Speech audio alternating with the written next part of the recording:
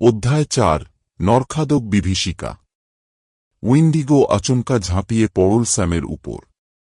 তার বিকট দাঁত ছিঁড়ে নিল স্যামের মাংস। তার চিৎকার রাতের নিস্তব্ধতা ছিঁড়ে দিল। লিওনার্ড আর জর্জ দৌড় দিল, কিন্তু উইন্ডিগো খুব দ্রুত ছিল। তার দীর্ঘ লম্বা হাত ছুঁড়ে ফেলল জর্জকে, তাকে বরফের মধ্যে টেনে নিয়ে গেল। লিওনার্ড পিছন ফিরে দেখল, জর্জের রক্তাক্ত শরীর বরফের মধ্যে গলে যাচ্ছে। সে জানত পালাতে পারবে না। কাঁপতে কাঁপতে চোখ বন্ধ করল, কিন্তু কিছুই হল না। সে ধীরে ধীরে চোখ খুলল। তার সামনে উইন্ডিগো দাঁড়িয়ে, তার চোখ দুটো যেন শূন্যতার গভীর গহ্বর। তারপর সেটা পেছনে ফিরে অদৃশ্য হয়ে গেল।